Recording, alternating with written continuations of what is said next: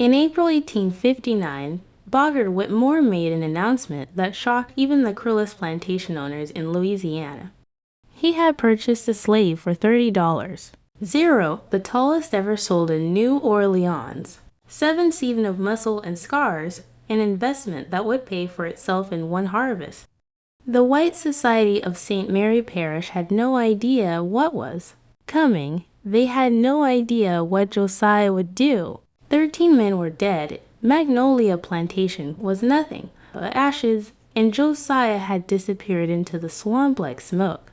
What really happened between Th. at Chained Man and the plantation owners? What did he do that terrified everyone who witnessed it? Before we reveal the disturbing truth, tell me in the comments what state you're from. Now let me take you back to the beginning. The dust rose in clouds around the horses. The sun beat down mercilessly on the dirt road that cut through Louisiana swampland like a scar. 6W. 10 men rode in formation, all armed to the teeth. Black hats stained with sweat. Leather suspenders stretched over cotton shirts. Rifles strapped across their backs. Revolvers at their hips. These were hard men, men who'd spent their lives enforcing the peculiar institution with whips and chains and casual violence. Men who believed themselves masters of the universe, righteous in their dominion over other human beings. In the center of the road, walking was a black man. But calling him simply a man didn't capture the reality. He was a giant 7 feet 7 in ill. Of solid muscle and scarred flesh, the chains on his wrists and ankles weren't the standard iron used for transporting slaves. These had been specially forged, commissioned specifically for him. Each link was twice as thick as normal. The metal gleamed dully in the afternoon sun, and with each step they produced a rhythmic clanking sound that echoed through the humid air. More than 40 pounds of iron wrapped around his body, enough weight to slow any normal man to a crawl. But this man walked steadily, his pace never faltering, his breathing never labored. His name was Josiah. 7 dogs circled him as he walked. These weren't house pets or hunting companions. They were slave dogs, massive animals bred specifically for tracking and attacking runaway slaves. Bloodhounds mixed with mastiffs, creating beasts that combine the tracking ability of one with the fighting power of the other. 4 dogs ranged on his left side, 3 on his right. They barked continuously, a cacophony of aggression on and barely restrained violence, teeth bared, revealing yellowed fangs, drool dripping from their jaws onto the dry Louisiana earth. Their handlers kept them on short leashes, but the dogs strained, constantly, wanting to attack, wanting to tear into flesh. They'd been trained their entire lives for this purpose. Trained to hate, trained to destroy, trained to associate the scent of black skin with violence and reward. Bogart Whitmore rode at the head of the convoy. He was a fat man, his considerable bulk straining the seams of his expensive clothes. Sweat poured down his round face, soaking into his collar. But despite his discomfort in the heat, he was smiling. A broad, satisfied smile of a man who believed he'd made the deal of the century. $3,000, more than most plantation owners made in a year, more than he could really afford if he was being honest with himself. But when you were trying to impress the right people, when you were trying to secure your place among the elite, cost became secondary to statement, and Josiah was one hell of a statement. Riding just behind Josiah was Tucker, the overseer, the enforcer, the man who turned Whitmore's orders into reality. Through liberal application of the whip, Tucker was lean and hard, all sinew and gristle, his body carved down to its essential components by years of brutal work under the southern sun. A jagged scar ran from his left eyebrow down across his cheek to his jaw. A souvenir from a slave who fought back. That slave had lost both hands for his resistance. Tucker had made sure of it. Personally, the scar was a reminder, a badge, proof that Tucker had looked death in the face and survived. Tucker's hand never strayed far from the bull whip coiled at his waist, 12 feet of braided leather stained dark with old blood. He'd broken 100 slaves with that whip. Made strong men weep, made proud men beg, The whip was an extense, ion of his will, a tool of absolute power. And right now, more than anything, Tucker wanted to use it on Josiah. Wanted to see if this giant could be broken like all the others. 1. To establish dominance, to make it clear from the very beginning who was master and who was property. Tucker spat a stream of tobacco juice onto the ground. The brown liquid landed near Josiah's feet, and Tucker pulled the whip from his belt. The leather uncoiled with a practiced flick of his wrist. He raised his arm. The whip cracked through the air like a gunshot. The sound was designed to intimidate, to provoke a reaction, fear, submission, acknowledgement of power. Josiah didn't react, didn't flinch, didn't turn his head, didn't alter his steady pace, nothing, as if the whip hadn't made a sound at all. Tucker's jaw tightened. He cracked the whip again, closer this time. The leather tip snapped just inches from Josiah's ear, close enough that any normal man would have jerked away instinctively. But Josiah kept walking. Same rhythm, same pace, eyes forward. Tucker felt something unfamiliar crawl up his spine, something he hadn't felt in years. Uncertainty, maybe even a flicker of fear. This wasn't normal. Slaves were supposed to react to the whip, supposed to show fear, supposed to demonstrate that they understood the natural order of things. But this giant walked as if Tucker didn't exist, as if the whip was nothing, as if the chains and dogs and armed men were merely inconvenient details rather than instruments of absolute control. That's when Josiah stopped walking. Simply stopped. No warning, no indication. One moment he was moving, the next he was stationary. The dogs lost their minds. The sudden change in pattern triggered their attack instincts. They lunged against their leashes, barking so furiously that flecks of foam flew from their mouths. The handlers struggled to control them, digging their heels into the dirt, using all their weight to keep the animals from breaking free. Tucker's horse reared slightly, startled by the commotion. The other men immediately raised their rifles, fingers moving to triggers, eyes wide with sudden alertness. Whitmore turned his horse around, his smile evaporating, replaced by confusion and the first hints of concern. Josiah turned his head slowly, deliberately, like a predator deciding whether something is worth its attention. He looked directly at Tucker, and Tucker saw something in those eyes that made his blood run cold. It wasn't anger he could understand. Anger was what slaves felt, and anger could be beaten out of them. It wasn't fear, either. Fear was what they were supposed to feel, and fear kept them compliant. What Tucker saw was something far more disturbing. It was patience. The infinite patience of something that knows exactly what it's going to do and knows that nothing can stop it. The patience of someone who has waited years for this moment and can wait a few hours more. The patience of destiny unfolding according to plan.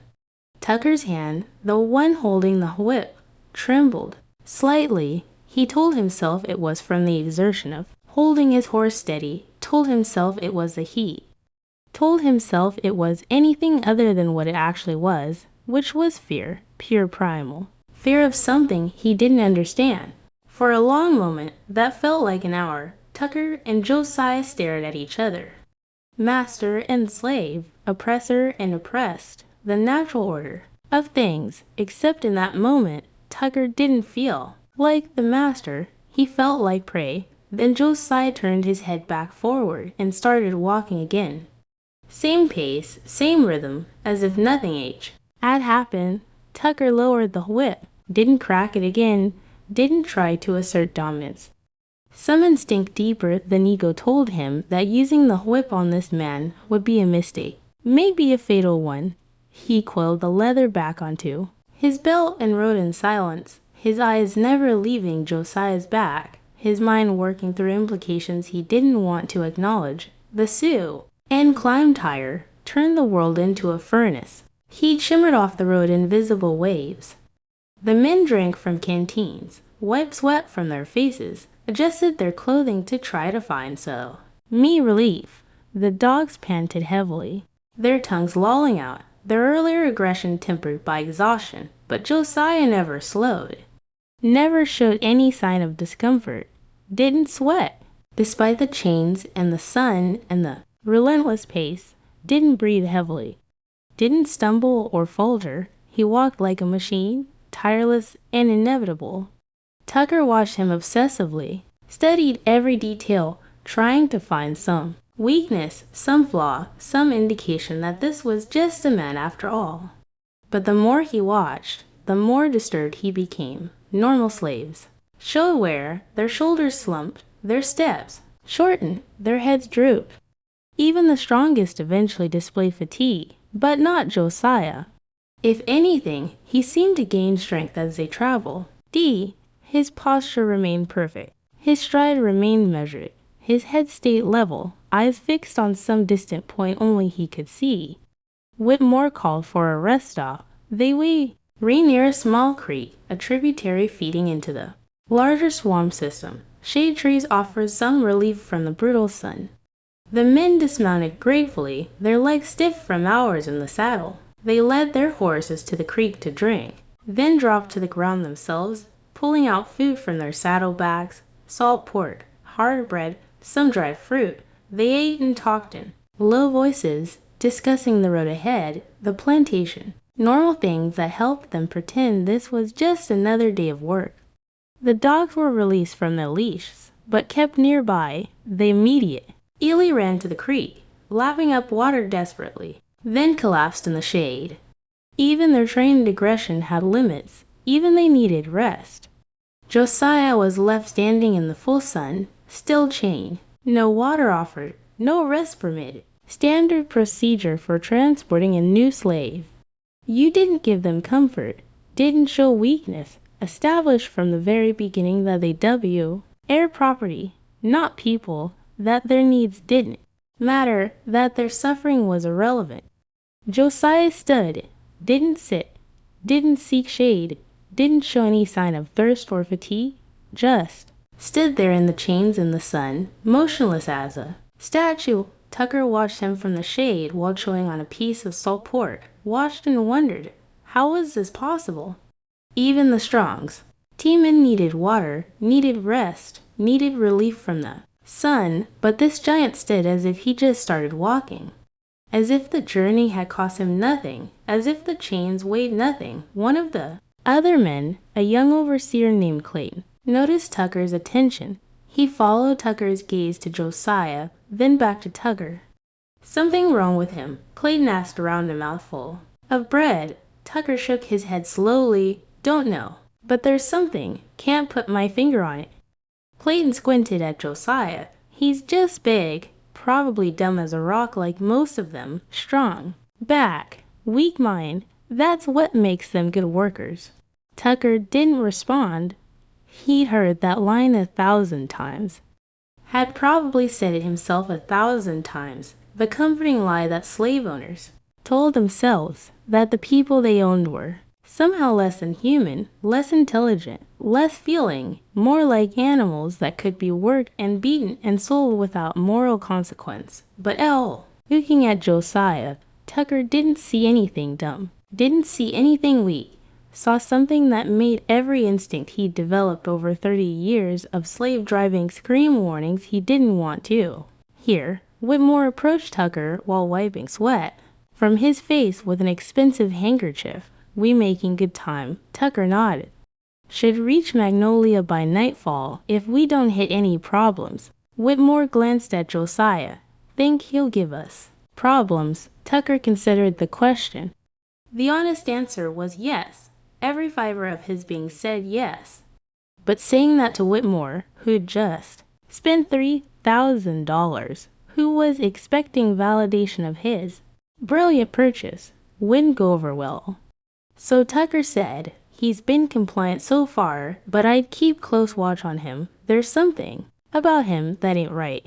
Whitmore laughed. You're getting superstitious in your old age, Tucker. He's just a big Negro. Strong as an ox, sure, but still just property, nothing missed. Riotous about it, Tucker wanted to argue, wanted to explain. The feeling in his gut, The way Josiah had looked at him, the unnatural endurance, the complete lack of fear, but he knew how it would sound. Like an old man getting spooked by shadows. So he kept quiet and finished his meal. Whitmore gave the order to move out. The men mounted their horses. The dogs were leashed again and Josiah resumed his walk. They had roughly 6 more hours. To Magnolia Plantation, 6 hours that would change everything. 6 hours that would end with blood and fire and screams. But nobody knew that yet. Nobody except possibly Josiah 3 days earlier. The scene had been very different. The French Quarter of New Orleans hummed with activity. The slave market on Rue Royale was packed as it was every Tuesday and Friday. Hundreds of people moved through the space, white men in expensive suits examining merchandise, traders shouting about the qualities of their stock, auctioneers working the crowd into bidding frenzies, and slaves. Dozens of slaves standing on wooden platforms displayed like livestock, their bodies exposed for inspection, their humanity stripped away by the casual CR. Ulti of commerce, families were being separated.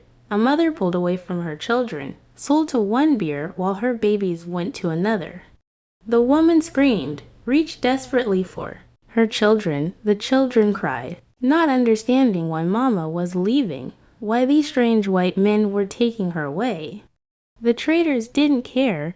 This was business. Sentiment was bad for profit. You couldn't sell a family unit for as much as you could sell individuals, so you separated them, maximized returns. The screaming was just background noise, something you learn to ignore after a while, but on this particular day, the usual chaos of the market paused when they brought out Lot 47, the giant. Word had spread through the quarter over the past 2 days. The tallest slave ever brought to New Orleans, a specimen that had to be seen to be believed. Traders came from as far as Mobile and Natchez just to witness the auction. Plantation owners who hadn't planned to buy anything showed up out of curiosity. Even some of the wealthier free people of color came to watch, though they stayed at the back, careful not to draw attention. It too K6 men to bring Josiah onto the platform, not because he resisted. He walked calmly, cooperatively, but because the platform steps weren't built for someone his size, they had to modify he positioning, adjust the chains, figure out how to display him properly. When they finally got him situated, standing at the center of the platform, a collective murmur ran through the crowd. He was enormous. Pictures and descriptions hadn't done it justice. 7 feet 7 of solid muscle, shoulders as wide as a door frame, arms as thick as most men's legs, hands that looked like they could CR, skulls, and yet, despite the massive size, he wasn't clumsy or disproportionate. Everything was in proportion. Like someone had taken a normal man and scaled him up by 50%, a giant from old stories, something that shouldn't exist but did. The auctioneer was a man named Devereux, a veteran of 30 years in the trade. He'd sold thousands of slaves in his career. He knew every trick, every technique to drive up prices, but even he seemed momentarily awed by Josiah. Devereux climbed onto a wooden crate so he could be at roughly eye level with his merchandise. He gestured grandly at Josie, all while addressing the crowd. Gentlemen, in my 3 decades of service, I have never, and I mean never, seen anything comparable to what stands before you today. This magnificent specimen, and comes directly from the heart of Africa, pure Angolan stock, a warrior from a tribe that produces the finest physical examples of the Negro race. All lies, of course, but effective lies. Exotic origin always commanded premium prices. Devereux continued his pitch. Observe the muscular development, the perfect health, the scars of a warrior. This is not some field hand who will break down after a few years. This is an investment that will pay dividends for decades. One slave with the productivity of 5 normal men. Imagine what he could do for your operation. The crowd press. Closer, craning their necks to get a better view. Some of the planters whispered to their associates, calculating, evaluating, determining if the potential return justified what would obviously be a significant expenditure. Tucker had been. There, he'd accompanied Whitmore to New Orleans specifically to evaluate potential purchases for Magnolia. They'd spent days looking at various slaw vests, examining teeth and muscles, checking for signs of disease or rebelliousness. Whitmore was in the market for maybe 3 or 4 good field hands. Nothing fancy, nothing expensive, just solid workers to replace some who died over the winter. But when they heard about the giant, curiosity got the better of them. They showed up at the auction expecting to watch, not to bid. Devereux opened the bidding at $500, a strategically low number to get people engaged. Multiple hands went up immediately. Within 2 minutes, the price had climbed to $1,000. Then $200, $1,500 to $1,000. The bidding slowed. That was serious money, more than most planters spent on 5 slaves combined. But a few determined buyers remained. A Mississippi planter named Gare, Ed, a Texas rancher named Holbrook, and Boggart Whitmore. Tucker had grabbed Whitmore's arm when the price hit to $1,000. "Sir, that's too much. We can't afford it." But Whitmore shook him off. "You don't understand. This isn't about money. This is about status, about proving I belong." Tucker didn't understand then, didn't know about the brotherhood, didn't know about Whitmore's disper. Eight need to solidify his position among the Parish's elite. Didn't know that Whitmore had already overstretched his finances to join the secret society and now felt pressure to demonstrate his commitment. At $2,500, the Texas rancher dropped out. At $2,800, the Mississippi planter reluctantly bowed out. Only Whitmore remained. Devereux looked at him expectantly. $2,800 is the current bid. Will you go higher? Whitmore hesitated. Tucker could see him calculating, weighing risks against rewards. Then Whitmore raised his hand. $3,000. The crowd gasped. $3,000 for a single slaw. That was unheard of, insane, financial suicide. Devereux waited, looking around for any counter bids. None came. He struck his gavel 3 times. Sold to Mr. Boggart Whitmore of Magnolia Plantation. Tucker watched the other planters, saw their expressions. Some showed disbelief. Some showed contempt for such fiscal irresponsibility, but others, particularly the ones Tucker knew belonged to the brotherhood, showed something different: approval, respect. Whitmore had just demonstrated he was willing to spend beyond reason to make a statement that he valued reputation over our practical concerns, that he was truly one of them. Tucker didn't know the details of the brotherhood then, just knew that Whitmore attended secret meetings, that he'd become obsessed with seeing certain people, that his behavior had become increasingly erratic over the past year. After the sale, paperwork was completed, bills of sale drawn up, money exchanged. Tucker stood nearby Will. Clerks processed the transaction. He noticed an old slave chained near Josiah. The old man was weeping, not quietly, loud, racking sobs. Another slave nearby asked him what was wrong. The old man responded in a language Tucker didn't recognize, some African dialect, but the tone was unmistakable. It was a warning or a lament. The other slave looked at Josiah with new eyes, with fear, with something like reverence. Then both old slaves looked away quickly as if afraid that too much attention would draw consequences. Tucker filed that moment away, told himself it was nothing, just superstitious nonsense. Slaves were always finding reasons to be afraid, always seeing omens and signs. It didn't mean anything, but the image stuck with him. The old man crying, the other slave's expression of fear, and Josiah standing calm and still through it all. Never reacting, never acknowledging, just waiting with that infinite patience. The transaction completed. Whitmore approached Josiah for the first time. As owner, Tucker accompanied him. Whitmore looked up at the giant, having to crane his neck at an uncomfortable angle to make eye contact. Do you understand English? Josiah's voice was deep, resonant, like distant thunder. Yes, master. The words were clear, properly pronounced. No slave dialect. That was unusual. Most slaves either didn't speak English well or deliberately mangled it as a small form of resistance. But Josiah spoke like an educated man. Whitmore seemed pleased. Good. That will make things simpler. You belong to me now. You will work on my plantation. You will do as you're told. If you work hard and obey, you'll be treated fairly. If you cause problems, you will be punished severely. Do you understand? Yes, master. Whitmore nodded, satisfied. He pulled out a cigar, lit it, and blew smoke in Josiah's direction.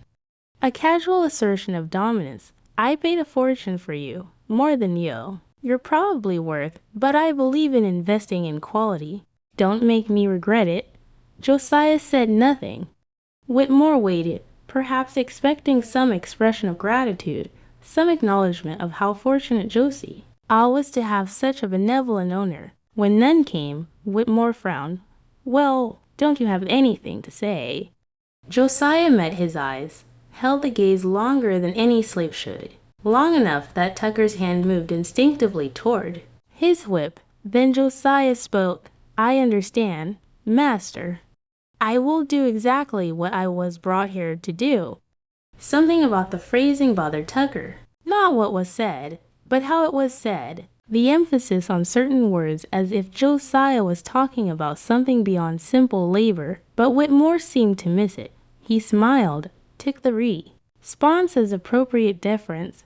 Good. We leave at dawn tomorrow. Get some rest. You have a long walk ahead of you. Then Whitmore and Tucker left to find lodging for the night. Behind them, Josiah remained chained to the platform, standing in the darkness as the market closed down around him.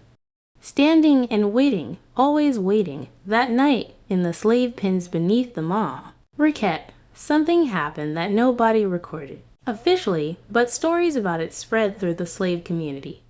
Whispered tales that traveled from plantation to plantation over the following weeks. The story said that Josiah had spoken to the other slaves in the pen, had told them things about what was coming, about plans that had been set in motion years ago, about debts that would soon be paid. Some of the stories claimed he spoken tongues, African languages mixed with English mixed with something older, something that made the words feel like they had physical weight. One story said that Josiah told them his real name, that Josiah was just another slave name, another piece of identity stripped away by white men who couldn't be bothered to remember African names. The story said his true name translated roughly as the one who returns. Another story claimed that Josiah bore marks on his body, scars that formed patterns, symbols from the old religions. Marks had identified him as something special, a warrior, a priest, an avenger sent by ancestors to balance accounts. Tucker heard these stories later, dismissed them as typical slave superstition, but he remembered them, remembered and wondered. Now, riding through the Louisiana heat, watching Josiah walk with that inhuman endurance, Tucker wondered if maybe there was something to those stories after all. Maybe not literally. He didn't believe in magic or spirits or any of that nonsense. But maybe metaphorically, maybe this giant really was different, special, dangerous in ways that went in physical size. Maybe Whitmore had bought something that couldn't be owned, something that would destroy them all. Tucker shook his head, trying to dislodge the thoughts. Fear was weakness. Doubt was weakness. He was an overseer. He controlled slaves through certainty and violence. He couldn't afford to question, couldn't afford to wonder, but the thoughts remained. They reached the swamp proper. The road narrowed, squeezed between encroaching wetland on both sides. The air grew heavier, thick with humidity and the smell of rotting vegetation. Cypress trees rose far on murky water, their branches draped with Spanish moss that hung like great curtains. The light changed, filtered through the canopy, turning everything dim and greenish. This was dangerous go. Entry, not just from natural hazards like alligators and snakes, but from human threats. Runaway slaves lived deep in these swamps. Maroon communities that had existed for decades, communities of people who'd escaped bondage and carved out hidden lives in places no white man could easily reach. The plantation owners called them criminals, thieves who'd stolen themselves, but they cowl. To eliminate them, the swamps were too vast, too complex. Attempts to raid the maroon camps usually ended badly. Men went into the swamp and didn't come back or came back changed, traumatized by what they'd encountered. So an uneasy balance existed. The maroons stayed deep, the planters stayed out, and occasionally the maroons raided, stealing supplies, helping other slaves escape, reminding the white establishment that their power had limits. As they entered this territory, the men became more alert. Rifles were unslung, held ready. Eyes scanned the tree line constantly. Even the dogs sensed the change. Their ears pricked forward, low growls rumbling in their chests. This was not their territory. This was a place where the normal rules didn't apply, where white supremacy was a claim rather than a fact. Whitmore rode closer to the group, his earlier confidence tempered by awareness of genuine danger, but Josiah seemed completely at ease. If anything, he appeared more relaxed than he had on the open road. His eyes tracked left and right, taking in details of the landscape. His lips moved slightly, as if he was counting or cataloging. Tucker noticed and felt that willing sensation on his spine again. It was the look of someone surveying familiar ground, someone who knew this place. But that was impossible. Josiah had supposedly just arrived from Africa via slave ship to Cuba, then transferred to a New Orleans-bound vessel. He'd never been to Louisiana before, had no reason to recognize the swamp. Yet he moved through like he was coming home. Then they heard it, distant at first, so faint that several minutes passed before everyone consciously registered the sound. Drums, rhythmic beating carried on the heavy air, African drums playing patterns that spoke to something primal. The white men shifted nervously in their saddles. Drumming from the swamp meant the maroons were active, were watching, were possibly preparing something. Whitmore called out orders: tighten up, stay alert, keep moving. Don't stop for anything. The pace increased. The horses moved faster. The dogs were pulled closer. Every one wanted to get through this section quickly, get back to open ground where they could see threats coming. Everyone except Josiah. His pace didn't change.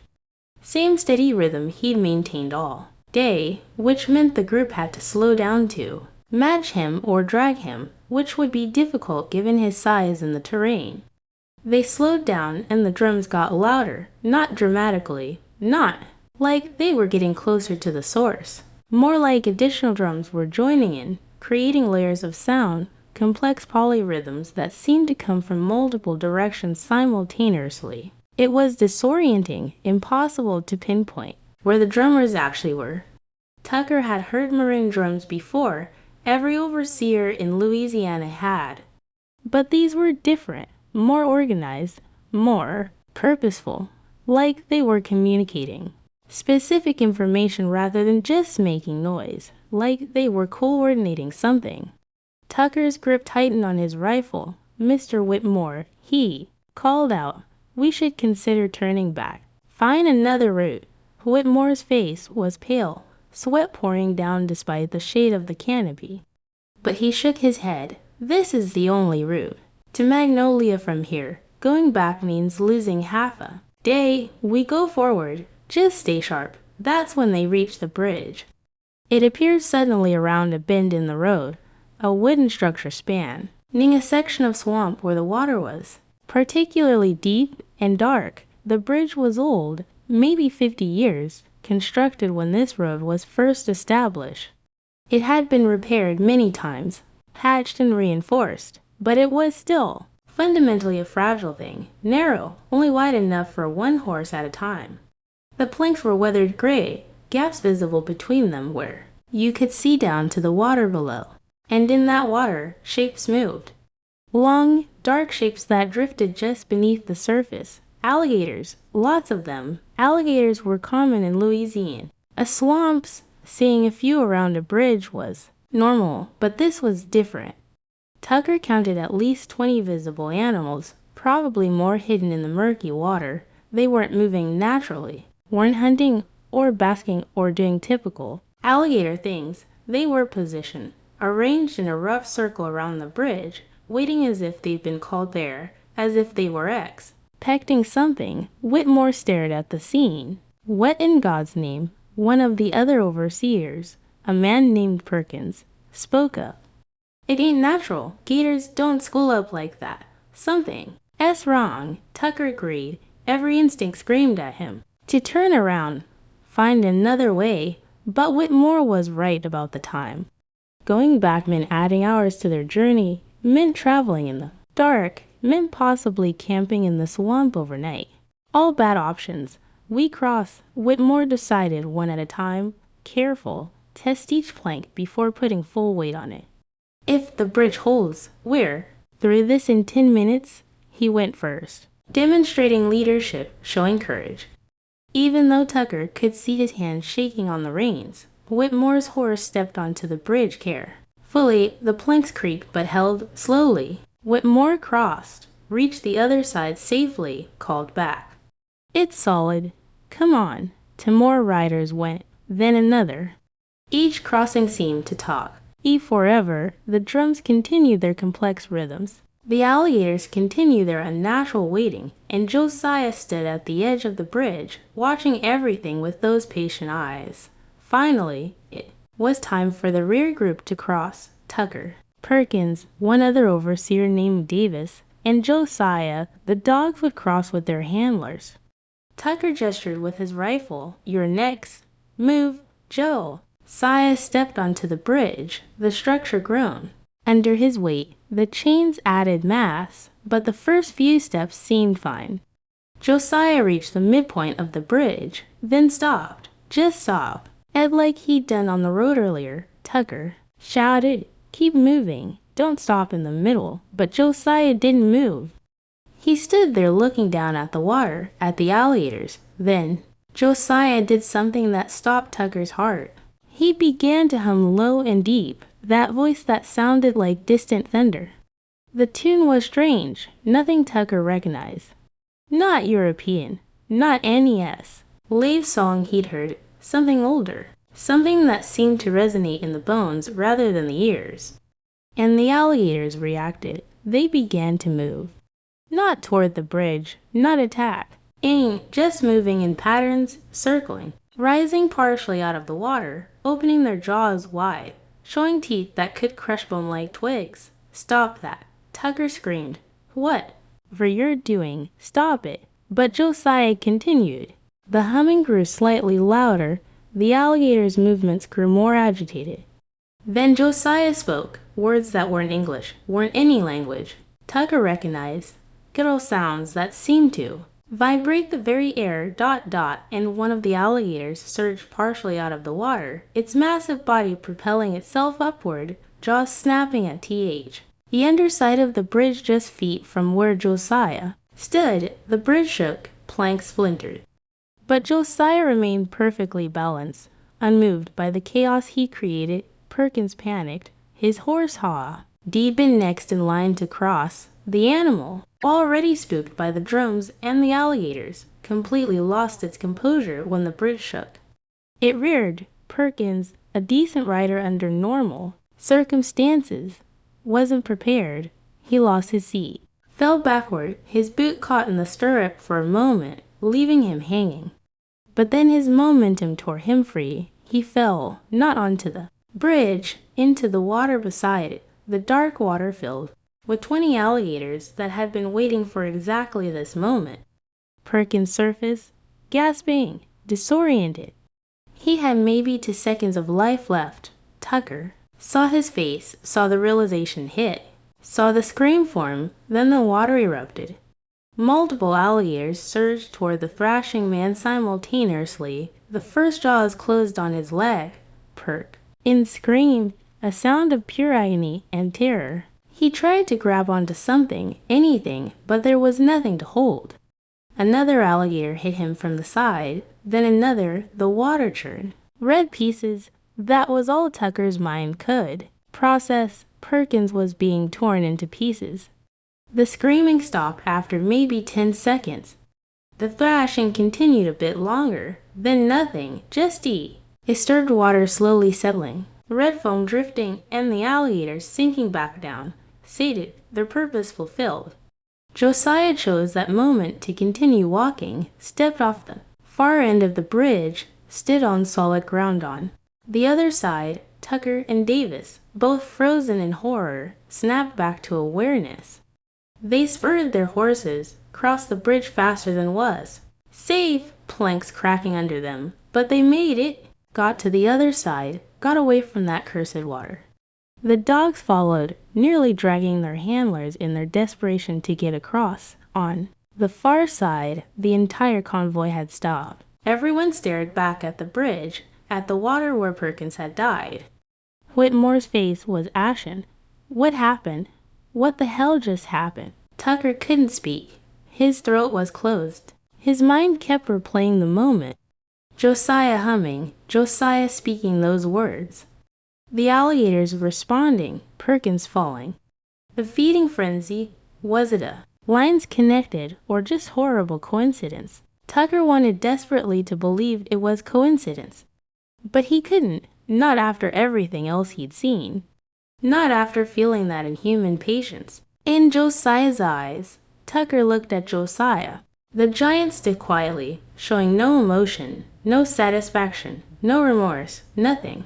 Just that eternal waiting. Tucker rode up to him, put the rifle barrel against Josiah's chest. His finger trembled. On the trigger. You did that.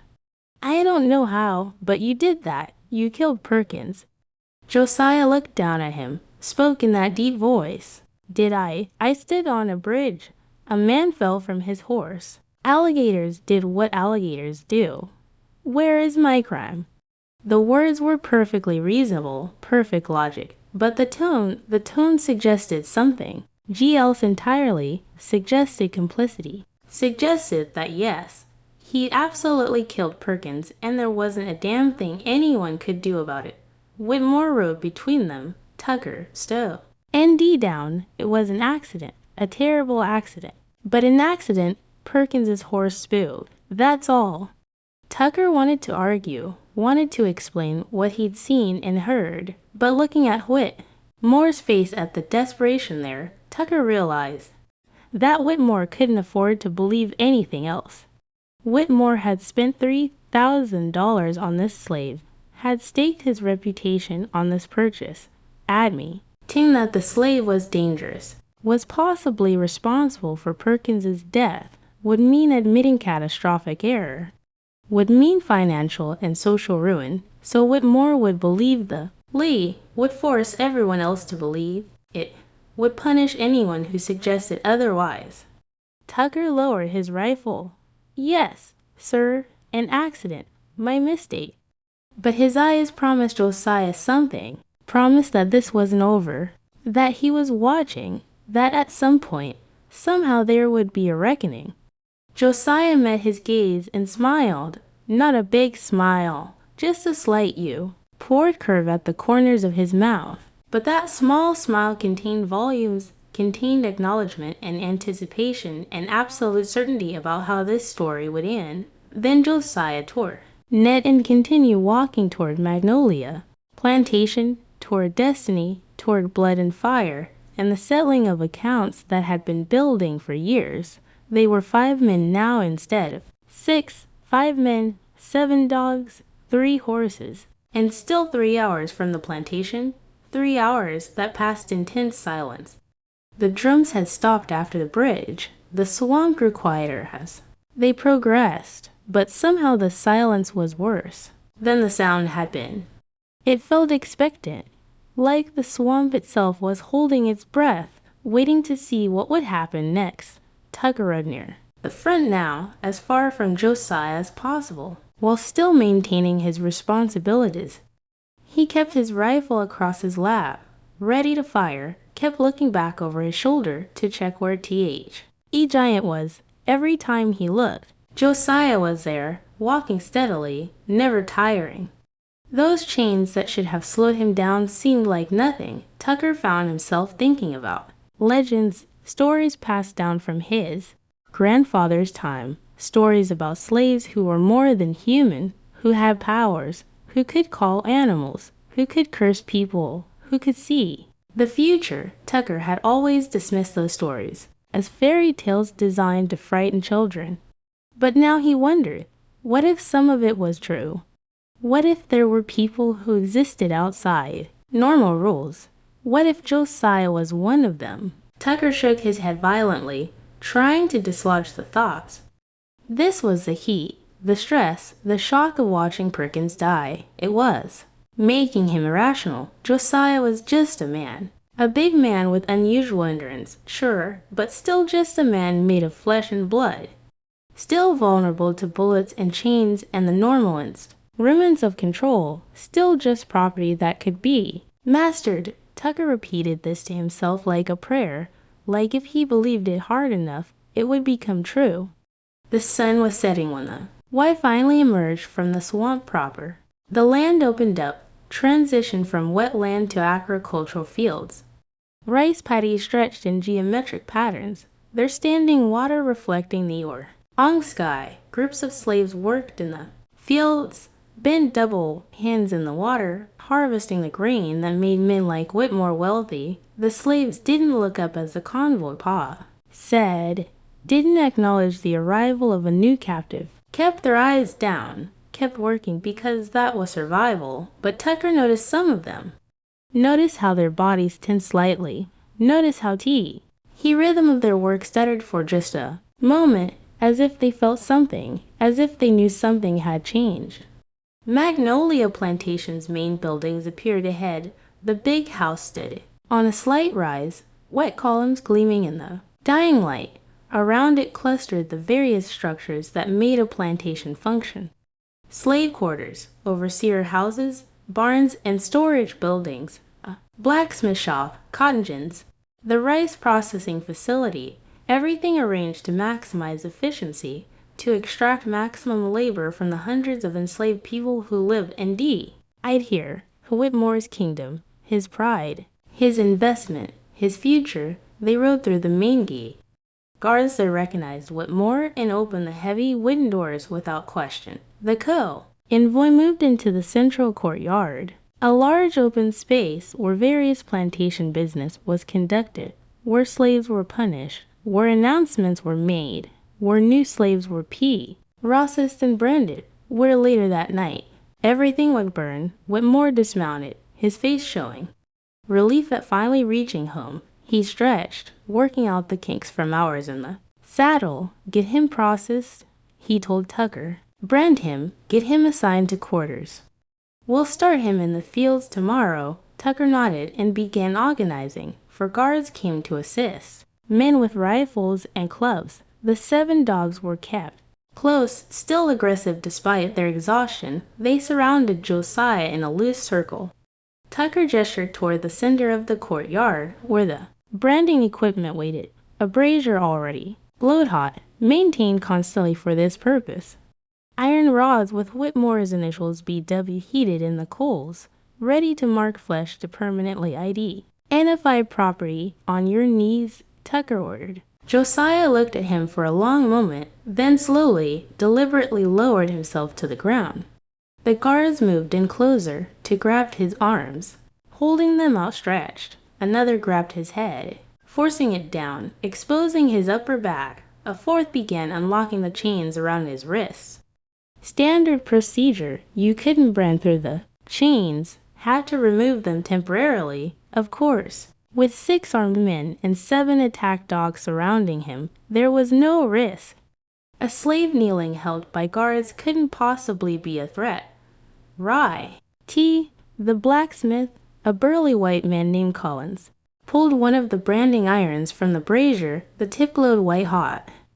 He approached Josiah, raised the iron, prepared to press it into T. He fleshed between shoulder blades. It should have been a routine procedure. Collins had done this hundreds of times, but as he moved the iron closer, something happened.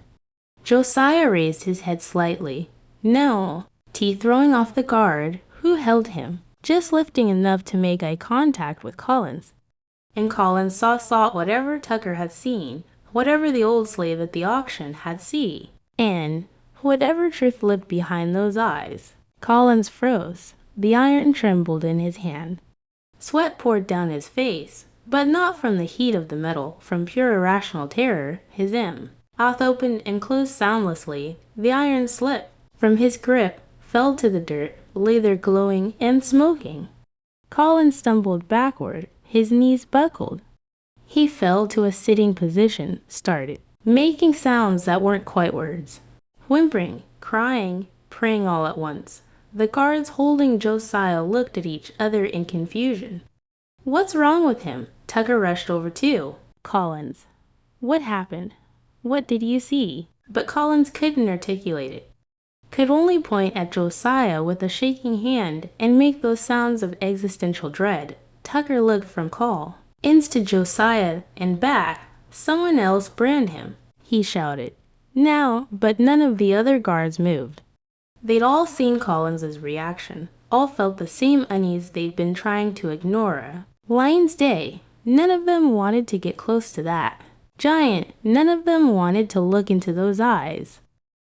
That's when they heard it, the first scream high and piercing coming from somewhere outside the courtyard walls from the direction of the slave quarters, then another scream and another. A chorus of screams rising into the twilight air. Not screams of pain, screams of something else, liberati, on, rage, declaration, the sound of chains, breaking, of patience ending, of accounts being settled. Tucker ran to the courtyard wall, climbed the wooden stairs to the top where guards normal. While patrolled, looked out across the plantation. What he saw made his mind refuse to process it initially. Torches, hundreds of torches moving through the fields, emerging from the swamp, coming down the access roads surrounding the plantation, completely, and carrying those torches were people, black people, slaves from Magnolia, slaves from neighboring plantations, maroons from the deep swamp, all converging on the spot, all moving with purpose, all armed with whatever they could carry.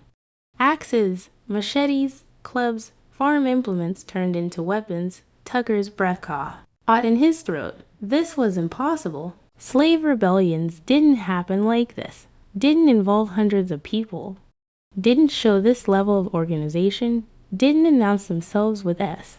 Etched brazen confidence. This was every plantation owner's nightmare made manifest.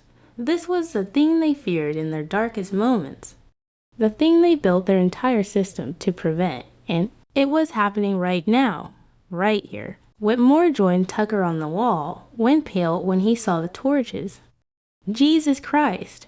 How many? Tucker tried to count, gave up. 200, maybe th. Maybe more. Whitmore's voice climbed toward panic. Where did they come from? How did they organize this? Tucker knew the answer. Knew, but didn't want to say it. Didn't want to acknowledge what hour.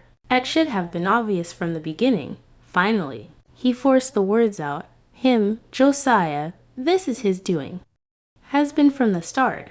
They both turned to look back at the courtyard at the giant, who still knelt on the ground, surrounded by guards, who'd forgotten they were supposed to be controlling him.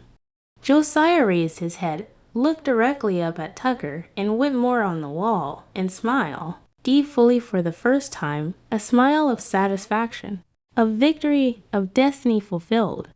Then casually, as if it required no effort at all, Josiah tensed his arms, the chains on his wrists, already, while loosened by the guards, snapped like thread. The metal links forged to hold the strongest slave exploded apart. Pieces flew in different directions, striking the ground with sharp pinging sounds. The guards jumped back, releasing him, reaching for weapons, but they were too slow, confused, frightened. Josiah rose to his full height, 7 feet 7 in of controlled power, he reached down and grabbed the chains still attached to his ankles. Pulled, the metal shrieked in protest, then snapped. Just like the wrist chains, just broken. Impossible, but real. Josiah stood completely unrestrained. For the first time since Tucker had seen him, stood free. One of the guards raised his rifle, aimed at Josiah's chest. His hand shook so badly that the barrel wavered. Don't move. Don't you dare move. Josiah turned to face him, didn't attack, didn't charge, just looked at the guard with something like pity. You should run, Josiah said quietly. All of you should run while you still caw. And the guard's finger tightened on the trigger. But before he could fire, the courtyard gates exploded inward. The heavy wooden doors, reinforced with iron, designed to withstand assault, shattered. As if they were made of paper, the first wave of rebels poured through. 20 people, 30, 50, all moving fast, all with weapons raised, all with years of suppressed rage finally given outlet. Guards turned to face this new threat, started firing their rifles. The shots were deafening in the enclosed space.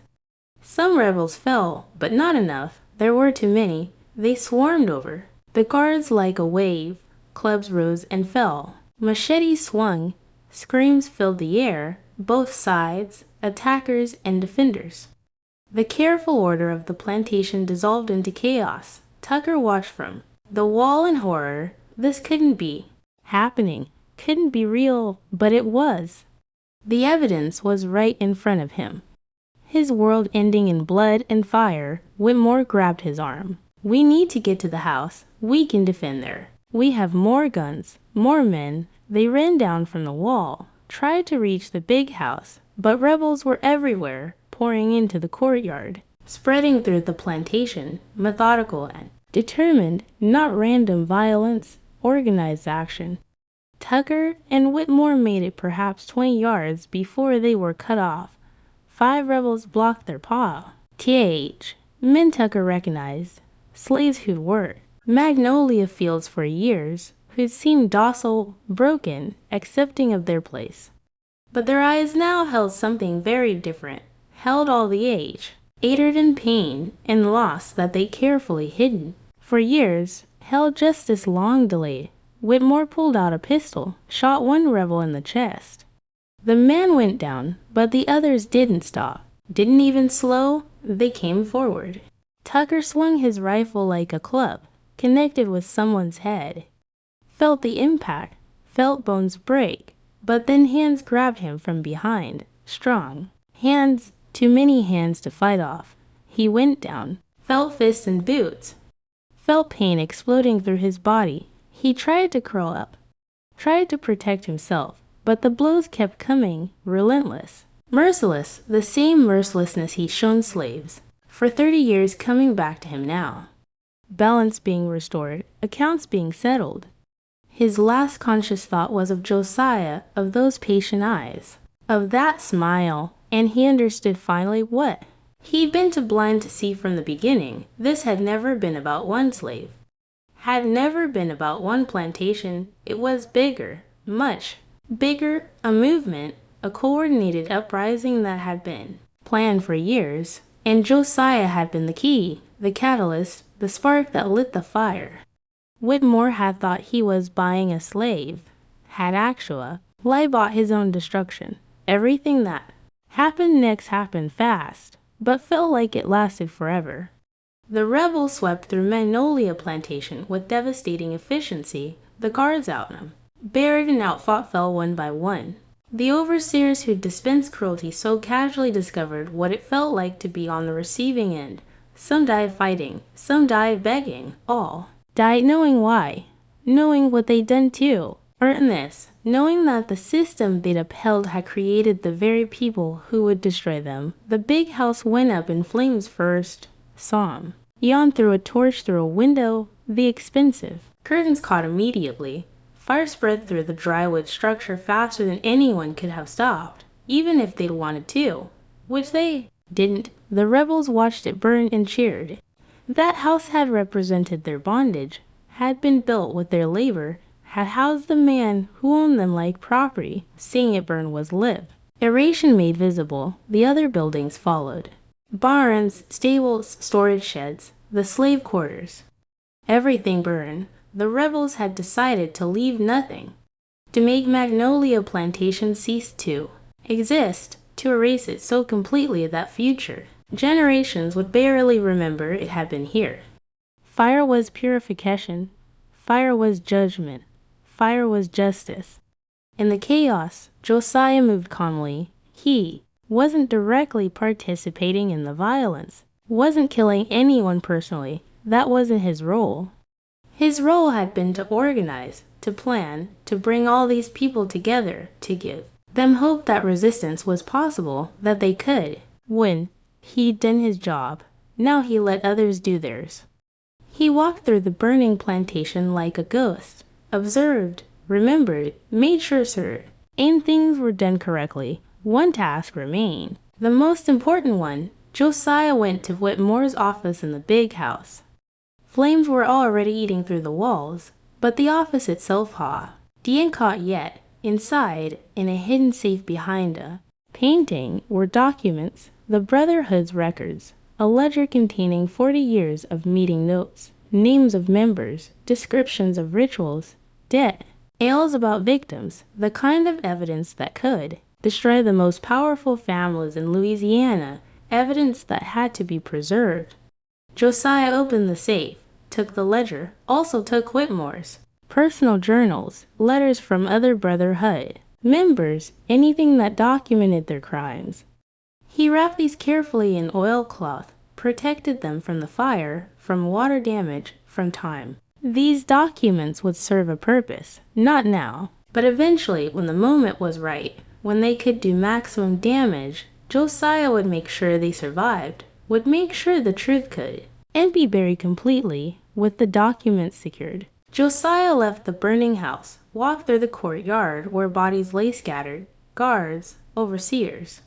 Whitmore himself recognizable despite the mage. Josiah looked down at the manhood, but him felt nothing, no satisfaction, no remorse, just completion. This particular account was closed, but there were 12 more Brotherhood members. In St. Mary Parish, 12 more men who'd participated in the rituals, who'd murdered innocent people, who believed themselves untouchable. Over the next 2 weeks, every single one of them died, not all at once, not all in the same way, but systematically, methodically. The Maroons handled most of it. They'd been waiting for this opportunity for years, finally had leadership that could coordinate action, finally had someone who understood both the slave world and the white world, someone who could plan operations that actually succeeded. Judge Pelham died in what appeared to be a hunting accident. Reverend Crenshaw's house burned down with him inside. Banker Lyle disappeared on a business trip. His body never found. On and on. The white population of St. Mary Parish panicked, called for military intervention, demanded protection, but they couldn't explain why they were being targeted. Couldn't reveal the Brotherhood without destroying themselves, so they invented stories about random violence, about northern agitators, about slave rebellions that had to be crushed. The newspapers printed these lies, the officials repeated them, and gradually truth was buried under layers of convenient fiction. Josiah left Louisiana a month after the uprising, traveled north using the routes he'd spent years planning. The Maroons helped him get of the state, provided guides, safe houses, everything he needed. He crossed into free territory in Ohio, from there went to Pennsylvania, Philadelphia, where he could live as a free man. What hour ere he could build a new life, where he could work openly with abolitionists instead of secretly with Maroons. He changed his name, took the surname Freeman because it represented what he'd become, Josiah Freeman. It had a nice sound. He found work, legitimate work that paid actual wages, married a free black woman named Rebecca, had children, 3 boys, raised them in freedom, taught them to read and write, taught them about their heritage, about Africa, about slavery, about resistance, about the cost of freedom, and the importance of preserving it. But Josiah never forgot, never let himself forget why he'd come north, why he'd survived when so many others hadn't. He kept the Brotherhood's documents hidden, protected them, occasionally showed them to trusted abolitionists. Ionists used them as evidence of slavery's horrors, as proof that the system wasn't just about economics, was about something darker, something that turned men into monsters, something that had to be destroyed completely when the Civil War started in 1861. Josiah was 43 years old, too old to fight officially, but he helped anyway. Worked with the Underground Railroad, helped escape. Slaves reached safety, provided intelligence about plantation layouts, about which owners were vulnerable, about where to strike for maximum effect. He was still fighting, still settling accounts, just using different methods. He lived to see slavery abolished, lived to see the Confederacy defeated, lived to see the beginning of Reconstruction. Saw black men vote for the first time, saw Black Kyle. Dren attend schools, saw the first generation. Born into freedom instead of bondage, it wasn't perfect. Wasn't anywhere close to true equality.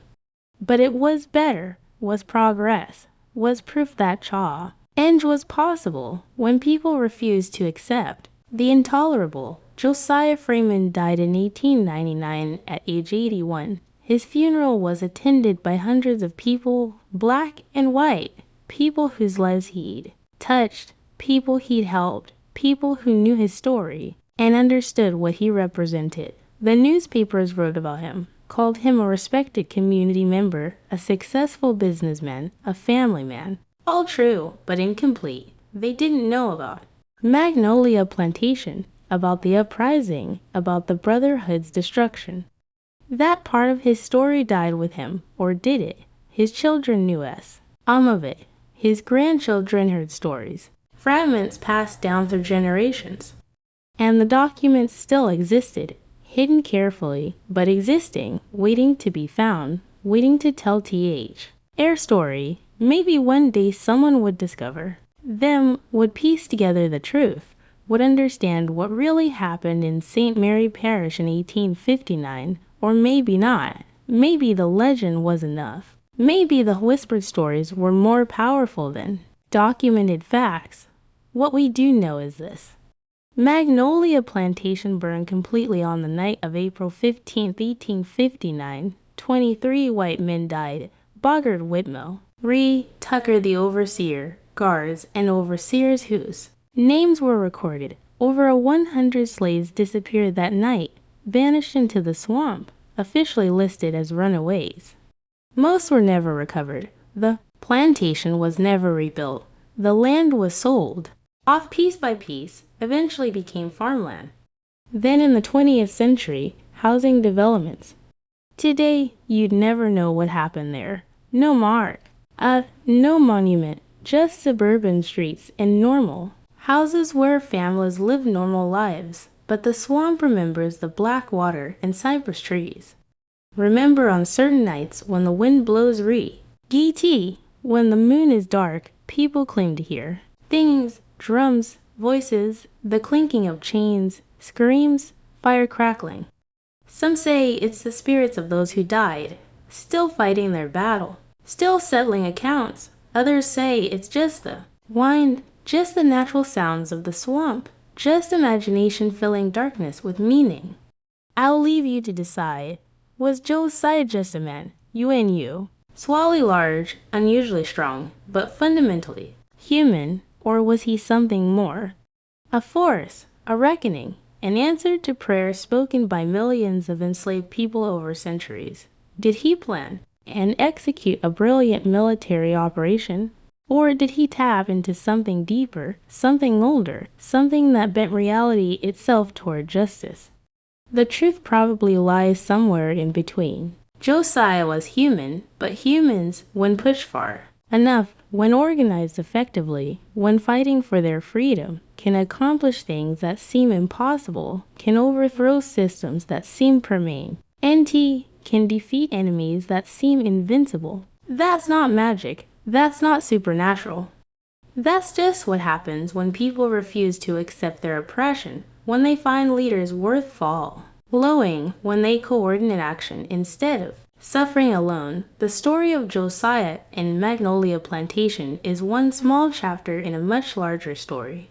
The story of resistance, of people fighting back against injustice, of the enslaved refusing to accept their enslavement. That story happened thousands of times across the South, in small ways and large, in successful rebellions and failed on, in secret escapes and open confrontations.